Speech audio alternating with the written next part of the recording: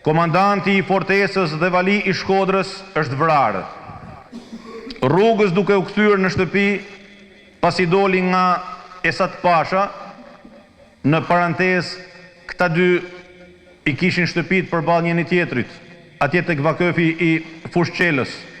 Ishte akoma i pazaptum nga babëzia e të përdalëve, ai vakëf i shenjt. Ishte akoma tokë e pazaptume dhe e papushtume, siç është sot. Ata të dy ishin kujshim me njëri tjetrin, dhe duke dalë nga shtëpia e Esat Pashës, komandanti i madh vritet pavesisht.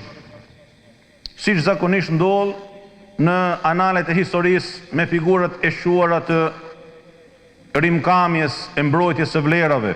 Nuk duhet me leju që për asgjë në botë këto dëshmi e kjo frym, e ky shpirt me ushu, dhe nuk duhet me toleru për asgjë në botë që asnjë që krakëllit poshtë e përpjetë kundër kësaj fryme e kundër këtij burri të madh, me u ba sebeb që ne mu u hutu dhe me thanë po çai ishte, ai një huj ishte. Nuk ishte i huj. Ishte komandant i asaj perandorie e kalifatit thuaj, ku ne ishim kush ishim dhe me nerin më të madh ishim. Është momenti që kur të përmenden herojt e mëdhej të kombit, e herojt e mëdhej të kësaj toke, mos me e neglizhu emrin asnjërit për tyne, dhe mos me leju që asnjë liliput dhe asnjë hiç me u ba sebeb që me u përfol, a me u shkru për keq, a me u thanë ndonjë fjalë e nxitume dhe e pamatun kundër gjithë secilit prej këtyre herojve.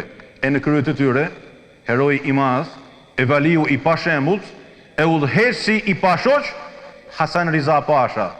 Allahu Azza wa Jall e mëshiroftë dhe e pranoft prej zotnisë së tij, e prej krejt burrave të mëdhenj, e prej krejt shkodranëve të mirë, të cilët nuk kërreshten asnjë moment të jetës së tyre për të kontribuar për të mirën e fesë dhe të atëdheut.